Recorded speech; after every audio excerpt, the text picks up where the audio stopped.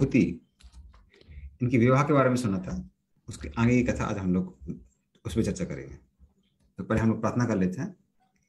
ओम अज्ञानतिमिरन्धस्य ज्ञानाञ्जनशलाकया चक्षुरुन्मिलितं येन तस्मै श्रीगुरुवे नमः। श्रीचैतन्यमनोभीष्टं स्थापितं येन भूतले स्वयं रूपदा मह्यं ददाति स पदान्तिकं। वन्देऽहं श्रीगुरोः श्रीयुतापदकमलं श्रीगुरून् वैष्णवांश्च। श्रीरूपं सागरजातं सहगना रघुनाथान्वितं तं सजीवं साद्वैतं सावधूतं परिजना सहितं कृष्णचैतन्यदेवं श्री राधा कृष्ण पादान सहगना ललिता विशाखावतांश्च। नमो ओं विष्णुपादाय कृष्ण पृष्ठाय भूतले श्रीमते भक्तिवेदांत स्वामिनिति नामने। नमस्ते सारस्वते देवे गौरवाणी प्रचारिणे निर्विशेष शून्यवादी पासतदेशतारिणे। वाञ्छा कल्पतरुभ्यश्च कृपा सिन्धु एव च पतितानां पावनेभ्यो वैष्णवेभ्यो नमो नमः। नमो महावदन्याय कृष्ण प्रेम प्रदायते कृष्णाय कृष्ण चैतन्य नामने गौरतसे नमः। हे कृष्णा करुणा सिंधु दीनबंधु जगतपते गोप्स गोपिका कांत राधा कांत नमस्ते। तप्त कांचन गौरांगी श्रीराधे वृंदावनेश्वरी वृषभानुसुते देवी प्रणमामि हरिप्रिये। नीलाचल निवासाय नित्याय परमात्मने बलभद्र सुभद्राभ्याम जगन्नाथाय ते नमः। जय श्री कृष्ण चैतन्य प्रभु नित्यानंद श्री अद्वैत गदाधर शिवासादि गौर भक्तवृंद। हरे कृष्णा कृष्ण कृष्ण हरे हरे, हरे राम राम राम हरे हरे। हरे कृष्ण।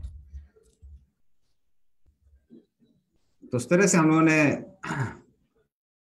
देवहूति और कर्दमुनि, जो कि भगवान कपिल देव जिनका मंदिर गंगा सागर में है, उनके माता पिता के बारे में हमने सुना था। और आगे विवाह के साथ बाद में वो लोग कैसे रहे उसके बारे में आज हम चर्चा करते हैं। क्योंकि खासकर कर्दमुनि और देवहूति, इनका जो संबंध है उसको हमारे शास्त्रों में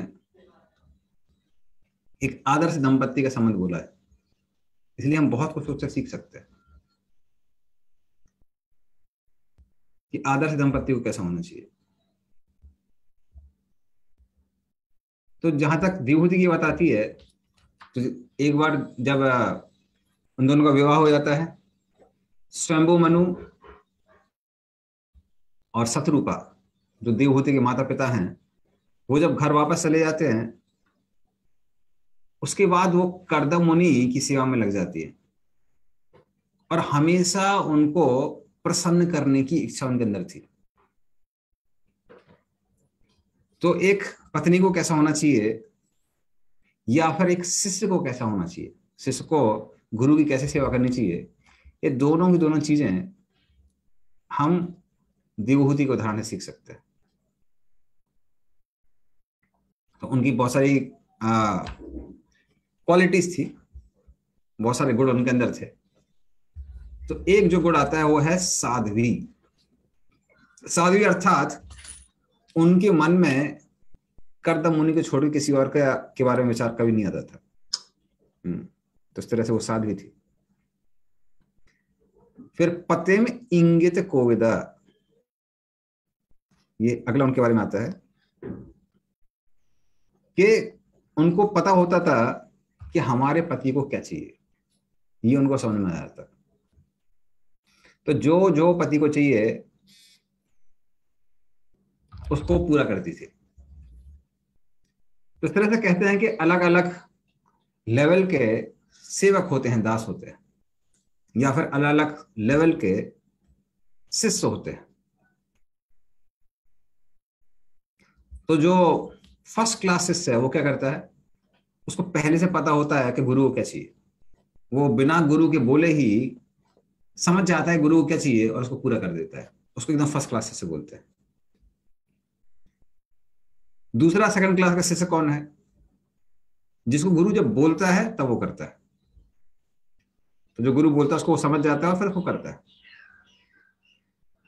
और थर्ड क्लास शिष्य वो होता है जो गुरु के कहने को भी कुछ नहीं करता है। तो उसी तरह से पत्नी भी है। अगर कोई पत्नी पति क्या चाहता है उसको समझ जाए और उसको पूरा कर दे तो फर्स्ट क्लास है। जो बोलने में समझती है सेकंड क्लास, और जो बोल के भी नहीं करती है फिर वो थर्ड क्लास। तो इस तरह से पतेम इंगित कोविदा। अगला जो उनका गुण आता है वो है प्रीत्या। प्रीत्या अर्थात वो सेवा सिर्फ ऐसा नहीं है कि मजबूरी में कर रही थी। कर्दम मुनि की प्रति अपने प्रेम को प्रदर्शित करने के लिए वो सेवा कर रही थी, मतलब प्रेम पूर्वक सेवा कर रही थी। ऐसा नहीं यार अब क्या करे, अभी शादी हो गई है, अभी तो सेवा करनी पड़ेगी। उस तरह से शिष्य को भी गुरु से प्रेम है कि भाई गुरु हमको कृष्ण से जोड़ रहा है, उस तरह से उस प्रेम के साथ सेवा करनी चाहिए। तो प्रीत्या। फिर विश्रम बेड़ा। विश्रम बेड़ा मतलब एक आसक्ति के साथ, हाँ, एक आसक्ति के साथ वो सेवा कर रही थी कि भाई हमारा पति है इसलिए क्या करना चाहिए, उसकी सेवा करनी चाहिए। गुरु को भी वैसी, शिष्य को वैसी सेवा करनी चाहिए कि हमारे गुरु जी हैं, गुरु जी के प्रति एक समर्पण है, एक आसक्ति है। क्योंकि जब किसी भक्त के प्रति या फिर गुरु के प्रति, जो कि भगवान का भक्त होना चाहिए तभी गुरु होगा, अगर वो आसक्ति जागृत हो जाती है तो वो आसक्ति हमारे लिए वैकुंठ के द्वार खोल देती है। तो इसलिए साधुओं के प्रति जो आसक्ति है उसके शास्त्रों में बहुत ज्यादा उसकी प्रशंसा की है। तमो द्वारम योषिति संग संगदा। तो उसमें एक श्लोक में बताते हैं, प्रसंग मदरम पासम आत्मना कवयो विदु साएव साधु सुकृतो मोक्ष द्वार पावित। तो प्रसंग मदरम पासम, इस संसार में जो भी भौतिक संबंध हैं वो व्यक्ति को पतन की ओर लेके जाते हैं, और वो संबंध बूढ़े नहीं होते हैं, वो व्यक्ति इस संसार में फंसता जाता है। लेकिन जब वही संबंध, वही आसक्ति एक साधु की प्रति हो जाती है, सा एव साधु सुकृतो, तो क्या होता है, मोक्ष द्वारम अपावृतम, तो वैकुंठ के द्वार कैसे हो जाते हैं, खुल जाते हैं। तो उस तरह से उनकी प्रशंसा की गई है शास्त्रों में। उसके बाद जो अगला जो शब्द है वो है आत्म शौचेना, अर्थात वो मन से और शरीर से हमेशा शुद्ध रहती थी। क्योंकि खासकर कर्दम मुनि है, कर्दम मुनि को तो यज्ञ वगैरह करते होंगे और तपस्या, यज्ञ और तपस्या के लिए जाने जा रहे थे कर्दम मुनि, तो उस समय तो उनको पूरा शुद्ध रहना चाहिए। अगर अशुद्धि से, अगर मान लीजिए वो लकड़ी लेके आती हैं, सामग्री लेके आती हैं यज्ञ करने के लिए, तो फिर यज्ञ नहीं हो सकता, हवन नहीं हो सकता। तो हमेशा मन और शरीर इनकी स्वच्छता को मेंटेन करती थी। तो प्रभुपाद जी खासकर कहते हैं कि स्नान करके भक्त लोग स्वच्छ रहते हैं बाहरी तरफ से, और अपना वातावरण को स्वच्छ रख के, और मन से स्वच्छ रहते हैं हरे कृष्ण महामंत्र करके, हरे कृष्ण कृष्ण कृष्ण हरे हरे, हरे राम राम राम हरे हरे। उससे क्या होता है, मन की स्वच्छता आती है। फिर गौरवेणा, उनको पति के प्रति उनके अंदर सम्मान की भावना भी थी। तो जिसके साथ में हमारा संबंध भी है वो संबंध भी सम्मान के साथ हो सकता है। जैसे कि माता पिता है, माता पिता से खासकर छोटे बच्चे तो बहुत ज्यादा आसक्त होते हैं, लेकिन फिर भी एक सम्मान होता है माता पिता के प्रति, या फिर कम से कम होना चाहिए। तो वो एक आदर्श है। तो उस तरह से गुरु का शिष्य के प्रति या पत्नी का पति के प्रति क्या होना चाहिए, सम्मान होना चाहिए। फिर दमीना, उन्होंने अपने इंद्रियों को दमन किया था। सौहृद देना, तो वो पति को क्या समझती थी, सौहृद, कि ये जो भी कर रहे हैं मेरे लिए अच्छा कर रहे हैं। खासकर कर्दम मुनि तो सबको मालूम ही था कि भाई कर्दम मुनि इतने बड़े संत हैं तो बुरा क्यों सोच सकते हैं। और वाचा मधुरया चभो, वाचा मधुरया का मतलब सुंदर शब्दों से वो पति के साथ बात करती थी। शिष्य को भी वैसे ही करना चाहिए। गुरु गुस्सा हो सकता है लेकिन शिष्य को गुस्सा नहीं होना चाहिए, मधुर वचनों से बात करनी चाहिए। बल्कि चाणक्य पंडित कहते हैं कि अगर मान लीजिए एक माता अस्ति ग्रह नास्ति, अगर किसी घर में मां नहीं है और भार्या चा अभी भार्या अप्रियवादिनी, और जो पत्नी है अगर वो कठोर शब्द बोलती है, कटु शब्द बोलती है, तो ऐसे व्यक्ति के लिए घर को त्याग के वन में जाना ज्यादा ज्यादा अच्छा है, क्योंकि उसके लिए घर वन से भी ज्यादा कष्टदायक बन जाता है। क्योंकि वन में कीड़े मकोड़े होते हैं, सोने की अच्छी जगह नहीं होती है, तो उस तरह से वन बड़ा कष्ट देने वाला है। किंतु अगर पत्नी कठोर शब्द बोल रही है तो घर में रहना और भी मुश्किल हो जाता है। तो वाचा मधुर्या, तो ये वाला जो श्लोक था। और फिर जो अगला श्लोक आता है, विषम कामम दम्भम च द्वेषम लोभम अगम मदम अपर विद्या उदिता नित्यम तेजियाम से अतोसुयत। तो ये भी उनके बारे में अगला जो श्लोक आता है वो पॉलिटिक्स का। विसृत, जो उन्होंने छोड़ दिया था कामम, काम की भावना, दम्भम अहंकार, द्वेषम किसी के प्रति द्वेष भाव होना। खासकर कई बार स्त्रियों में बहुत मुश्किल होता है, बड़े द्वेष भाव बहुत होता है एक दूसरे के प्रति। लोभ,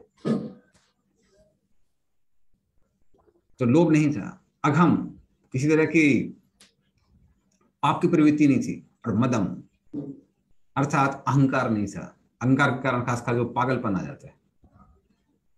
बल्कि अप्रमद्दा उदिता नित्यम, वो हमेशा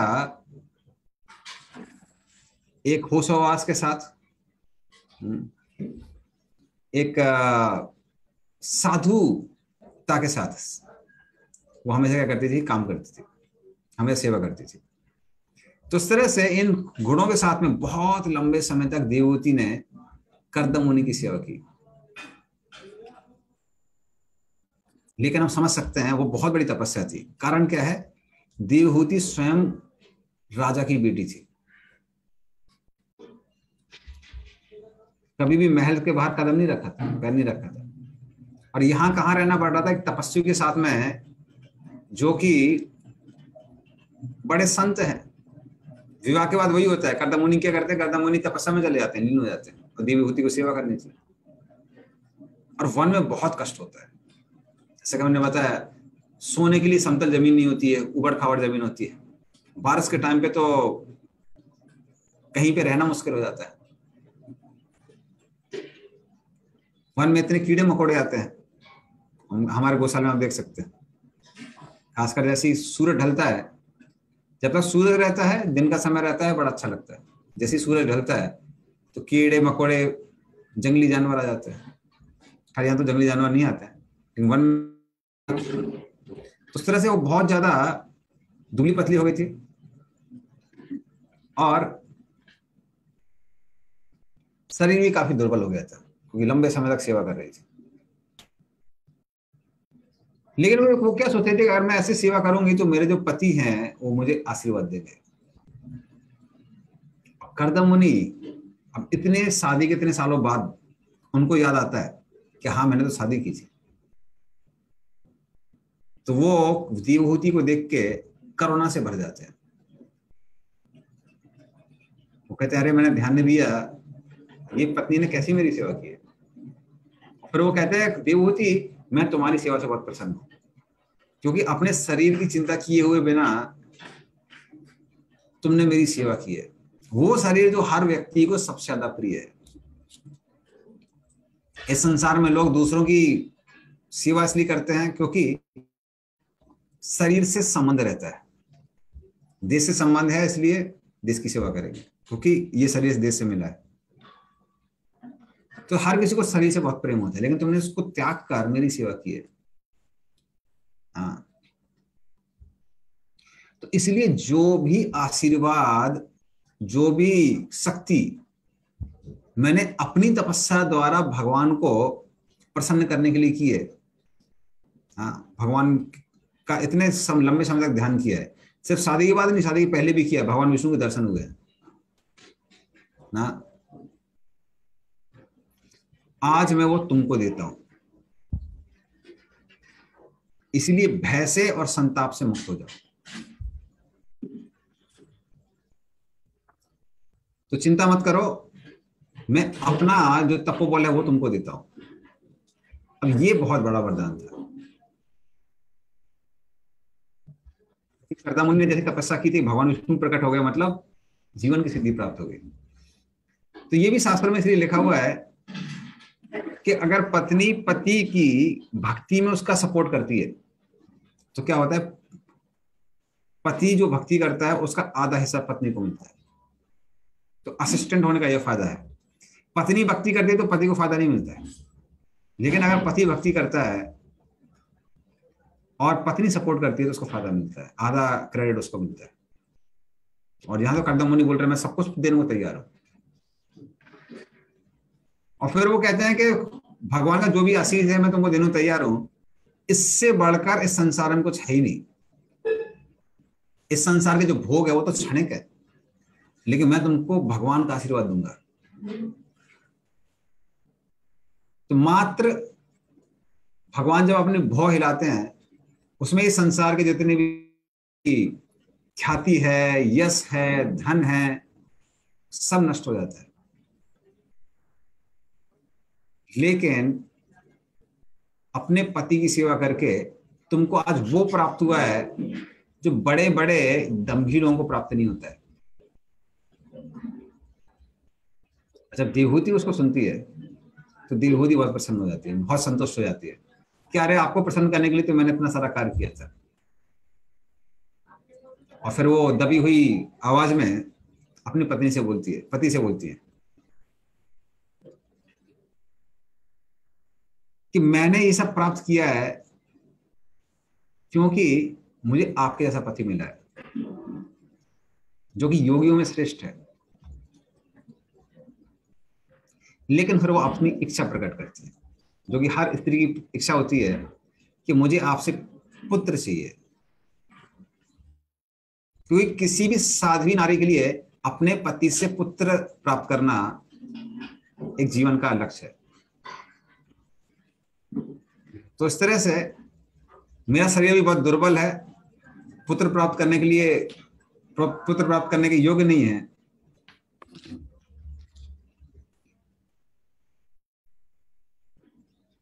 इसीलिए मैं आपसे आग्रह करती हूं कि मेरे शरीर को इस योग्य बनाइए ताकि मैं आपसे पुत्र प्राप्त कर सकूं।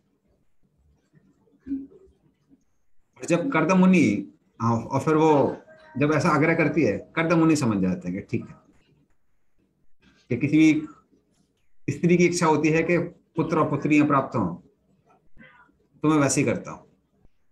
और फिर कर्दम मुनि ऐसा विमान बनाते हैं जो संसार में आज तक किसी के पास नहीं मिला है।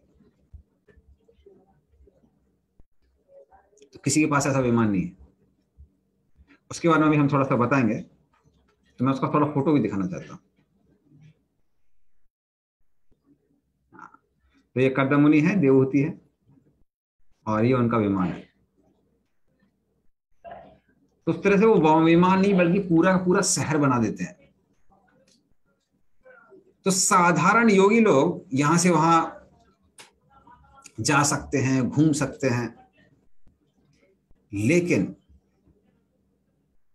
ये जो विमान था ये किसी योगी के इच्छा से भी बहुत ज्यादा अच्छा था। तो इसलिए जब कोई भगवान विष्णु के पास में आता है, भगवान कृष्ण के पास आता है, उसको भगवान वो चीज देते हैं जिसके बारे में व्यक्ति कामना भी नहीं करता है। कोई भी व्यक्ति अगर वो भगवान की पूजा कर रहा है तो उसको संसार में जो भी चाहिए, जो भी प्राप्त करने के लिए आवश्यक है, वो भगवान देते हैं। और उसके बाद में उसको गोलोक वृंदावन भी प्राप्त होता है। इसलिए दोनों चीजें भक्त को प्राप्त होती है, भक्त के लिए किसी चीज की कमी नहीं रहती है। तो ये जो बड़ा सुंदर विमान था, इसका विवरण आता है श्रीमद् भागवतम। उसके बारे में बताते हैं कि ये जो पूरा विमान था ये सब रत्नों से जड़ित था और किसी भी इच्छा को पूर्ण करने के लिए सक्षम था। इसमें जो बड़े बड़े स्तंभ थे वो अलग अलग मूल्यवान पत्थरों के बने हुए थे, जैसे स्फटिक इत्यादि। और समय के साथ में क्या होता है, पत्थर कई बार उसका मूल्य कम हो जाता है, पर इसका जो मूल्य था वो बढ़ रहा था। तो ऐसे पत्थर थे, अलग अलग यहाँ पे झंडे थे, पताकाएं थी जो हिल रही थी। और जो भी व्यक्ति को चाहिए या व्यक्ति सोच सकता है भोग करने का संसार में, वो सारी चीजें वहां पे थी। तो आजकल कई लोग सोचते हैं 2 BHK 3 BHK मिलेगा, यहाँ पूरा शहर का शहर उनके लिए था। वहां पे बहुत सारे पुष्प थे और पुष्पों के जो पौधे थे, जहां पे हमेशा भंवरे मंडराते रहे थे। और ये जो पुष्प के पौधे थे, ये हर मौसम में वैसे के वैसे रहे थे। मतलब पुष्प आपको पूरे 12 महीना मिलेंगे। जो घर थे उसमें सारी जो सामग्रियां थी वो सिल्क, कॉटन इत्यादि जो भी कपड़े होते हैं नेचुरल, उन सब चीजों के बने हुए थे। आजकल जो चीजें आर्टिफिशियल मिलती हैं, आर्टिफिशियल नहीं, सब नेचुरल थे। बिस्तर थे वो एकदम सफेद रंग के थे। अलग अलग जगह सिंहासन भी थे, बैठने के स्थान थे और पंखे भी थे। और जो मुख्य वहां पे जो बिल्डिंग थी वो 7 स्टोरी की थी, 7 स्टोरी की बिल्डिंग थी, जहां पे ये सारी चीजें थी। तो 2 लोगों के लिए 7 स्टोरी बिल्डिंग। वहां की जो दीवारें थी उनमें सुंदर सुंदर चित्रकारी थी। जो वहां का जो आ, नीचे का जो फ्लोर था वो कोरल हाथी दांत का बना हुआ था। जो दरवाजे थे वो भी हाथी दांत के बने हुए थे। और दरवाजों में हीरे जड़े हुए थे। जो भी घरों के ऊपर जो डोम था वो बनता है, तो उसके ऊपर वो सब सोने का था। और उधर पे हीरे पन्ने वगैरह सब दीवारों में जड़े हुए थे। और उधर पे बहुत सारे, सब यही नहीं था, बहुत सारे तालाब थे जहां पर हंस और कबूतर घूमते रहते थे। तो इस तरह से पक्षियों के कलरव से वो स्थान हमेशा गुंजित रहता।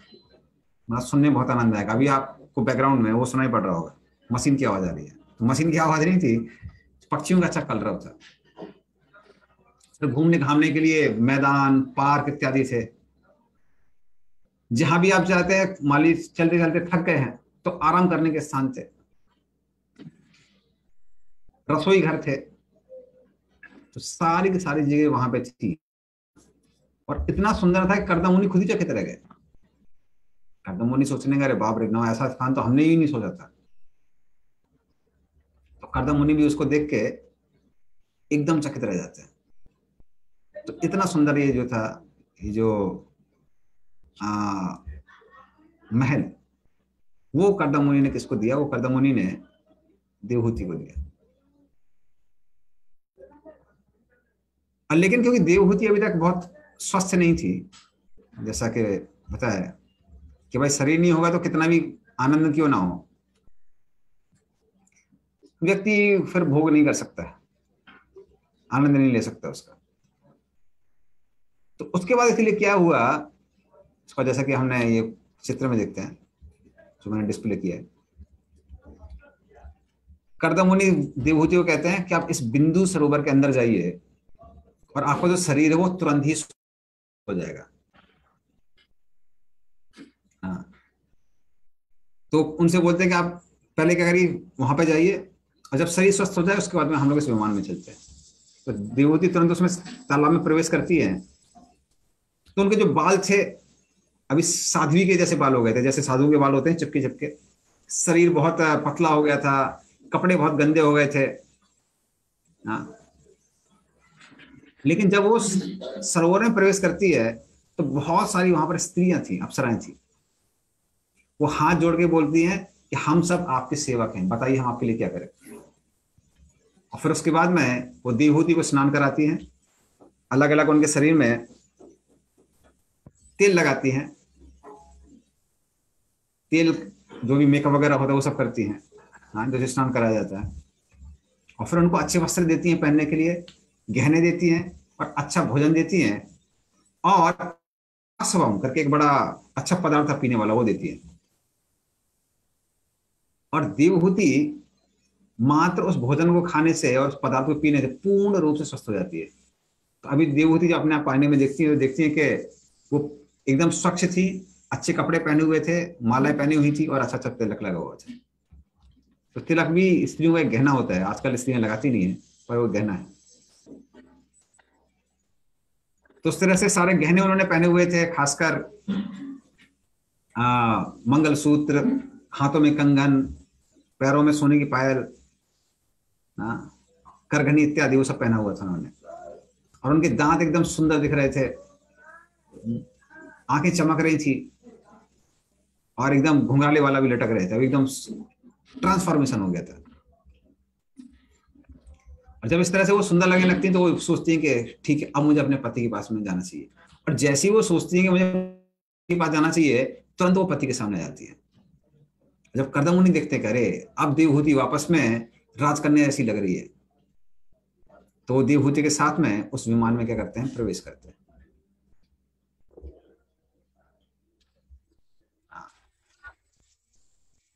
फिर कर्दमुनि वहां प्रवेश करते हैं,